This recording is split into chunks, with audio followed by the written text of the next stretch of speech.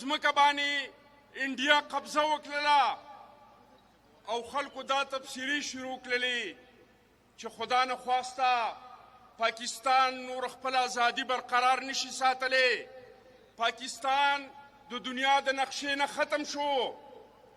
خو کله چې الیکشن وشو او پاکستان پیپلز پارټۍ ته حکومت حواله شو نو پاکستان پیپلز پارټۍ هغه ټوټه پوټه ملک راواخیسته او په دې دنیا کې په اسلامي دنیا کې اولنی اټمي طاقت دا ملک جوړ کړو.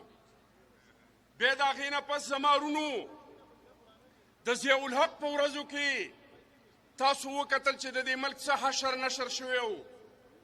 زمونږ دا ځمکه زمونږ دا خاوره دا د اسلحې ډیران جوړ شوی و، دا د اسلحې ډیپو جوړ شوی و، دا د منشیاتو اډه جوړه شوې وه. د پاکستان وفاق انتهایی کمزوری شوی و. خو کله چې الیکشن وشو او شهید محترم بېنظیر بټو کله په اقتدار کې راله نو دا ملک چې کوم دی دا مضبوط شو. بیا زما ورونو تاسو ته یاد شي چې د مشرف په دور کې د سوات نه د پاکستان جنډه کوزه شوې وه. په ټرایبل ایریا باندې ریټ آف د ګورنمنټ ختم شوی و. بلوچستان کې ترانه ویل بند شوي وو. خلک به وړو ته په قطار کې ولاړو، خلک به چینو ته په قطار کې ولاړو.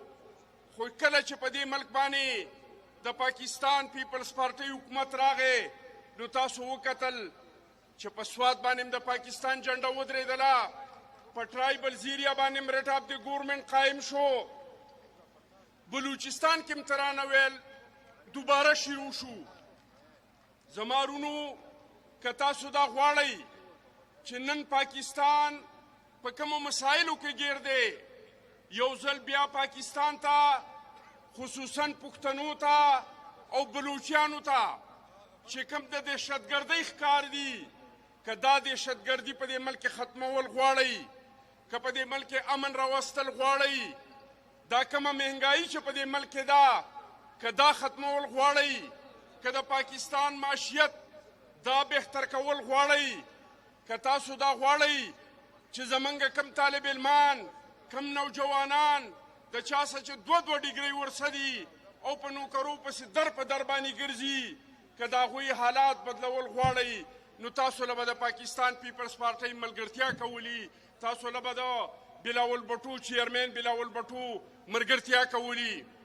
زما ورونو دا کوم ورونه چې بره ولاړ دي دې ټولو ورونو ته زما دا درخواست دی چې زما ورونو که چیرمن بلاول بټو په دې بدترینه دهشتګردۍ کې د خپل سر په سودا باندې ستاسو د مسایلو د حل کولو دپاره، ستا د ملک د معیشت بچ کولو دپاره، ستا په ملک کې د امن راوستلو دپاره نه هغه دومره رسک ته تیار دی، نو زما د ټولو دغه بره چې کوم ولاړ ملګري دي د دېو نه زما دا درخواست دی چې ټول راشئ په دې پنډال کې کښېنئ او د چیرمن بلاول بټو صاحب په شاندار طریقې سره استقبال وکړئ.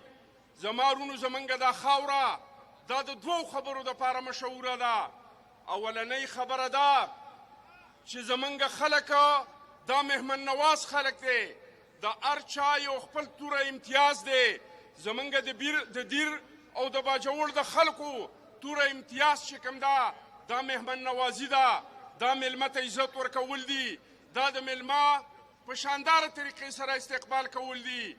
نو نن به انشاءالله تعالی موږ د دې ټول پاکستان د میډیا مخې ته زمونږ د دې خاورې چې کومه مهمن نوازي ده د هغې شاندار مظاهره به کوو.